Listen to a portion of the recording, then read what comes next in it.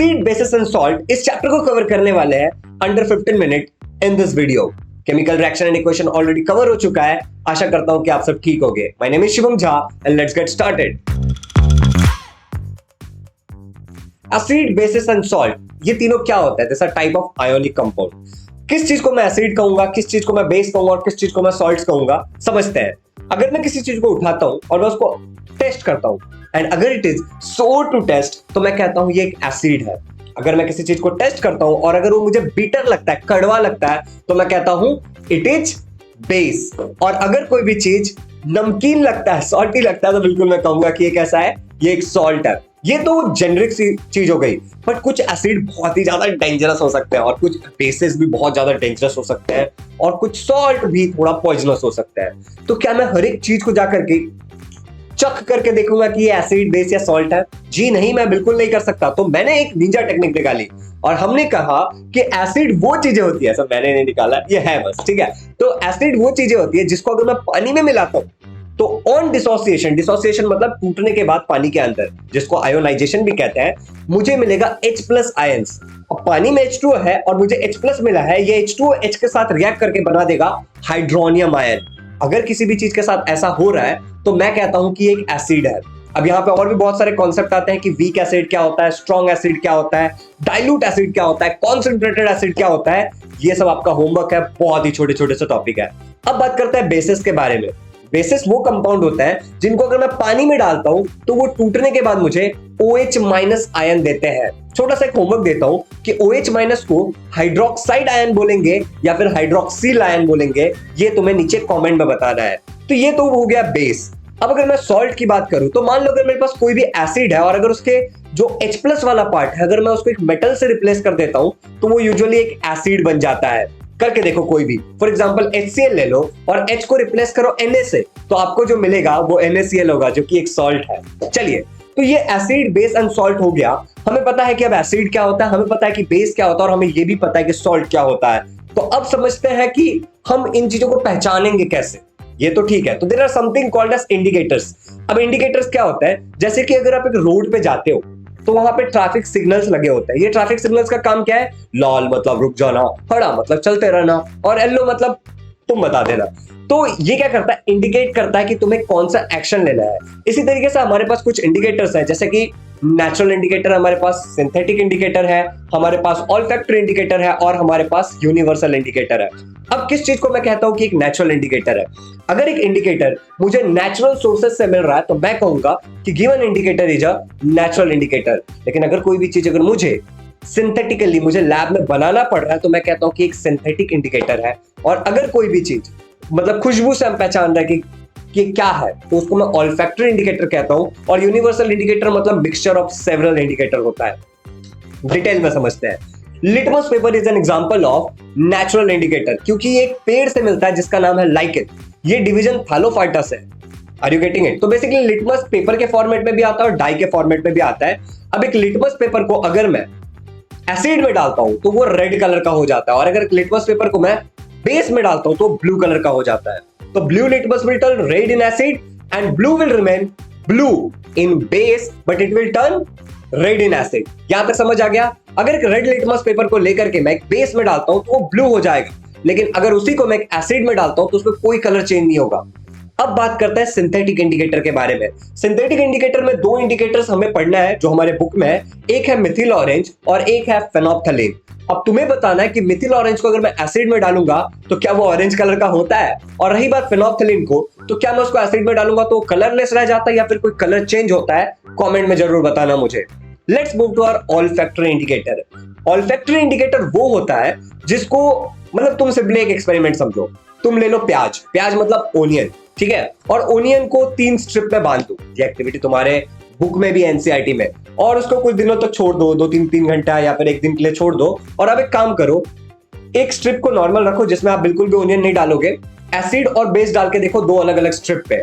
तुम देखो किसमें तुम्हें खुशबू आ रहा है और किसमें तुम्हें खुशबू नहीं आ रहा है। तो नॉर्मली क्या होता है कि ऑल्फैक्टरी इंडिकेटर जो भी होता है, एग्जांपल के लिए ओनियन है, क्लोव है या फिर आपका वेनिला है, ये एसिड में अलग बिहेव करता है और बेस में अलग बिहेव करता है। नॉर्मली बेस में या फिर एसिड में, आपको कमेंट करके बताना कि अपने खुशबू को रिटेन करते हैं और दूसरे में इनकी खुशबू खत्म हो जाती है। कमेंट करके मुझे जरूर बताना कि एसिड में अपनी खुशबू को रिटेन करते हैं या फिर बेस, बस किस में। ओके, तो ऑल्फैक्टरी इंडिकेटर क्या है? जो अपने स्मेल का बिहेवियर चेंज करता है जब वो एसिड या बेस के साथ इंटरैक्ट करता है। अब हम बात करेंगे यूनिवर्सल इंडिकेटर के बारे में। अब तक मैंने आपको बताया नेचुरल इंडिकेटर, सिंथेटिक इंडिकेटर और ऑल्फैक्टरी इंडिकेटर। इससे बस हमें पहचान सकते हैं कि गिवन थिंग एक एसिड है या फिर बेस है, लेकिन क्या मैं ये बता सकता हूं कि ये कितना खतरनाक एसिड है? मतलब ये कितना कॉन्सेंट्रेटेड एसिड है, कितना डाइल्यूट एसिड है, इसकी पीएच की वैल्यू क्या होगी? बाय द वे, पीएच के बारे में बात कर लेते हैं और इससे हमें यूनिवर्सल इंडिकेटर भी समझ में आ जाएगा। यूनिवर्सल इंडिकेटर आपका सिंपली एक पीएच पेपर है, ऐसा हम मान के चलते हैं। पीएच पेपर 0 to 14 की एक रीडिंग देता है। 0 to 7 और 7 to 14 आपकी एसिडिक वैल्यू घटते चली जाती है। तुम बोलोगे ये क्या बोल रहे हो, बढ़ते नंबर के साथ एसिडिक वैल्यू घट रही है? जी बिल्कुल। अगर आप 0 to 14 जाते हो, सबसे पहले पीएच पेपर 0 to 14 होता है। अगर तुम 0 से 14 की तरफ जाते हो तो H+ का जो कॉन्सेंट्रेशन है वो कम होते चला जाता है। मतलब कि pH is inversely proportional to concentration of hydrogen ion, और OH- बढ़ता चला जाता है। तो 0 to 7 आपका नॉर्मली एसिडिक होता है, 7 आपका न्यूट्रल होता है और 7 to 14 आपका बेसिक होता है। थोड़ा बहुत पॉइंट का डिफरेंस आप समझ लेना, बट आई होप कि तुम्हें आइडिया आ गया होगा पीएच क्या है। तो अब मान लो कि मेरे पास एक यूनिवर्सल इंडिकेटर है और उसको मैंने एक एसिड में डाला। ठीक है, मैंने कोई एसिड लिया, उसमें यूनिवर्सल इंडिकेटर डाला और अब मैं उसको मिला के देखूंगा तो उसमें कलर चेंज होगा।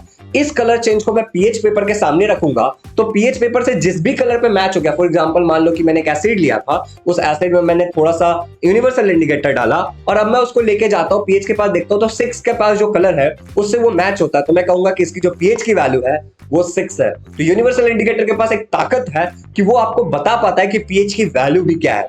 कमाल है ना? तो यहां तक हमने इंडिकेटर्स को भी समझ लिया है। अब एक छोटी सी बात यहां बीच में बता देना चाहता हूं कि जो बेसिस होते हैं उनको अल्काली भी बोला जाता है, लेकिन सारे अल्काली, समझो पहले ऐसे समझो आप कि ऑल द बेसिस, ठीक है, बेस हम किसको बोलेंगे जो हमें पानी में OH- देगा, ठीक है, और अल्काली हम किसको बोलेंगे? ऐसे बेस को जो पानी में डिसॉल्व हो जाएगा। तो अगर कोई एक ऐसा बेस है जो पानी में डिसॉल्व नहीं होगा तो क्या हम उसको अल्काली बोलेंगे? आपको कमेंट करके नीचे बताना है। ये टॉपिक हो जाने के बाद अगला जो हमारा टॉपिक है वो है chemical properties of acid basis. मतलब बेसिकली हम रिएक्शंस देखते हैं। तो कुल मिला के 5 या 6 रिएक्शन से बात करते हैं। सबसे पहला तुम्हारा सबसे फेवरेट रिएक्शन होगा जिसका नाम है न्यूट्रलाइजेशन रिएक्शन। इसमें हम करते क्या है, हमारे पास एक एसिड होता है, एक बेस होता है, दोनों को हम रिएक्ट कराते हैं और हमें जो सॉल्यूशन मिलता है वो एक सॉल्ट और वाटर होता है। मतलब acid plus base gives us salt plus water. अब क्योंकि एसिड और बेस दोनों न्यूट्रलाइज हो रहे हैं तो हम इसको कहते हैं न्यूट्रलाइजेशन रिएक्शन। अगला वाला जो हमारा रिएक्शन है उस रिएक्शन में हम क्या करते हैं, हम एक मेटल ऑक्साइड लेते हैं और उसको हम एसिड के साथ रिएक्ट करा के देखते हैं। मेटल ऑक्साइड लिया, उसको हम एसिड के साथ जब रिएक्ट कराते हैं तो हमें क्या मिलता है? सॉल्ट प्लस वाटर मिलता है। तो इससे हम कहते हैं कि एसिड को जब मेटल ऑक्साइड के साथ react salt water neutralisation reaction जैसा है। मतलब metal oxides are basic in nature. समझ में आ गया? अब इसी तरीके से अगर हम नॉन मेटल ऑक्साइड लेते हैं और उसको अगर हम एक बेस के साथ रिएक्ट कराते हैं तो भी हमें सॉल्ट प्लस वाटर मिलता है। तो हम एक चीज कंक्लूड करते हैं कि non metallic oxides are acidic in nature. दो चीजें समझने वाली थी कि metallic oxides are basic in nature and non metallic oxides are acidic in nature. ये हमें याद रखना है। यहां तक हो जाने के बाद जो अगला रिएक्शन आप पढ़ते हो वो है कि आप एसिड या फिर बेस का, इस पे क्वेश्चन भी पूछा जाता है, hydrogen bonds with sound. Okay, तो एसिड या बेस का अगर आप रिएक्शन कराते हो मेटल के साथ, तो metal reacting with acid and base तो क्या देता है तुम्हें पता है? Salt plus hydrogen gas. और यही हाइड्रोजन गैस जो तुम्हारा निकलता है ये पॉप्स अप के साथ बर्न होता है। अगर तुमने सैंपल पेपर के क्वेश्चन बनाए हैं, सॉल्व किए, तो तुमने ये क्वेश्चन 2-4 बार सॉल्व जरूर किया होगा। आगे बढ़ते हैं। अगला वाला जो हमारा है वो है मेटल कार्बोनेट। ठीक है, कार्बोनेट मतलब जिसमें CO3 होगा, या फिर मेटल बाइकार्बोनेट जिसमें HCO3 होगा। तो मेटल कार्बोनेट या बाइकार्बोनेट को जब आप रिएक्ट कराओगे एक एसिड के साथ तो आपको मिलेगा salt, carbon dioxide and water. अब ये जो कार्बन डाइऑक्साइड मिल रहा है इसको पहचानने के लिए हम एक टेस्ट करते हैं। हम लेते हैं कैल्शियम ऑक्साइड, ठीक है, और उसमें पानी डालते हैं, मतलब बेसिकली लाइम वाटर है, और लाइम वाटर के थ्रू हम इस कार्बन डाइऑक्साइड को पास करते हैं। तो जब हम लाइम वाटर के थ्रू जब इस कार्बन डाइऑक्साइड को पास करते हैं कैल्शियम हाइड्रोक्साइड, तो हमें क्या होता है, वो लाइम वाटर टर्न्स मिल्की, वो लाइम वाटर मिल्की हो जाता है। अब ये लाइम वाटर मिल्की इसलिए होता है क्योंकि यहाँ पे कैल्शियम कार्बोनेट बनता है, और कैल्शियम कार्बोनेट एक व्हाइट कलर का प्रेसिपिटेट है जो वहां पे सफेद सफेद सा दूध जैसा रंग दे देता है। लेकिन अगर हम कार्बन डाइऑक्साइड को पास करते रहे इसमें से, तो वो कलरलेस हो जाता है क्योंकि कैल्शियम बाइकार्बोनेट बन जाता है। कैल्शियम हाइड्रोजन कार्बोनेट मतलब कैल्शियम बाइकार्बोनेट बन जाता है जो कि कलरलेस होता है। तो ये वाला भी एक रिएक्शन बहुत ज्यादा जरूरी है। और तुमसे सवाल पूछा जाएगा, लाइम वाटर मिल्की क्यों हो जाता है? क्योंकि हमारा दूध वाला उसमें पानी मिलाता है। जोक्स अपार्ट, चलिए, तो यहां तक सारे रिएक्शंस आपके खत्म हो जाते हैं। अगला जो आपका टॉपिक आता है इसमें, वो आता है water of crystallisation. Yes, water of crystallisation आता है। और यहाँ पे रिएक्शंस वाटर ऑफ क्रिस्टलाइजेशन से पहले भी एक छोटा सा टॉपिक है। इस टॉपिक को हम क्या कहते हैं, सॉल्ट्स। तो इसमें आप क्लोर अल्काली प्रोसेस पढ़ते हो, जिसके बाद आप बहुत सारे सॉल्ट्स के बारे में पढ़ते हो। तो सबसे पहले तुम NaCl पढ़ते हो, और NaCl से ही तुम बहुत सारे और प्रोडक्ट बनाते हो, जैसे कि सोडियम हाइड्रोक्साइड, ठीक है, NaOH। फिर तुम पढ़ते हो तुम्हारा कैल्शियम ऑक्सीक्लोराइड, ठीक है। उसके बाद तुम अगला जो पढ़ते हुए है तुम्हारा वॉशिंग सोडा। जी, वॉशिंग सोडा के बारे में आप पढ़ते हो। एंड लास्ट वाला बेकिंग सोडा के बारे में पढ़ते हो। तो ये सारे सॉल्ट के नाम बताए जो मैंने बताए, इनको भी पढ़ लेना। ये भी आपके एग्जाम में पूछा जाएगा, इनकी प्रॉपर्टीज और इनकी यूजेस पूछे जा सकते हैं, तो ये पढ़ लेना। बेसिकली यूजेस पूछे जाएंगे, और थोड़े से रिएक्शन भी पूछ सकते हैं कि व्हाट इज क्लोर अल्काली प्रोसेस, या फिर वो डायग्राम दे सकते हैं, तो इसको छोड़ना नहीं है। अगला जो फाइनल जो लास्ट टॉपिक है इस चैप्टर से, वो है वाटर ऑफ क्रिस्टलाइजेशन। देखो, सॉल्ट दो प्रकार के होते हैं। एक होता है तुम्हारा एनहाइड्रस सॉल्ट, जिसमें पानी नहीं होता, और एक होता है तुम्हारा क्रिस्टलाइन नेचर होता है सॉल्ट का, जिसमें क्या है, पानी है।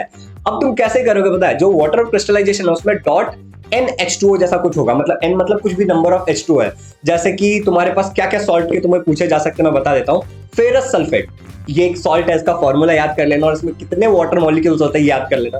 फिर तुमसे पूछा जाएगा प्लास्टर ऑफ पेरिस, कि प्लास्टर ऑफ पेरिस है, और फिर जिप्सम पूछा जाएगा। अब स्टूडेंट इसमें हमेशा गलती करते हैं कि प्लास्टर ऑफ पेरिस और जिप्सम को पहचान नहीं पाते हैं, तो प्लीज मेक अ नोट कि उसको अलग से लिख करके रख लेना। उसके बाद जो अगला तुमसे पूछा जाता है वो है ब्लू विट्रॉल। तो ये ब्लू विट्रॉल क्या होता है, ये भी तुम्हें पता कर लेना है। और लास्ट है वॉशिंग सोडा, मतलब वॉशिंग सोडा ही बोलते हैं ना उसको। Yes yes yes, washing powder, sodium carbonate, उसमें 10H2O होता है। भाई जब तुम्हें ये पता करना है, ये तुम्हारा होमवर्क है। तो यहाँ पे सब करने के बाद मेरा काम तो यहाँ पे होता है खत्म, और तुम्हारा काम होता है शुरू। तो लग जाओ, पढ़ाई करो। वीडियो अच्छा लगा है तो इसको शेयर जरूर करना, चैनल को सब्सक्राइब कर लेना। एंड हाँ, अनअकैडमी पे आप मेरे फ्री लाइव क्लासेस देख सकते हो using my code SJLive11। All the links are in the description. Happy learning, let's crack it.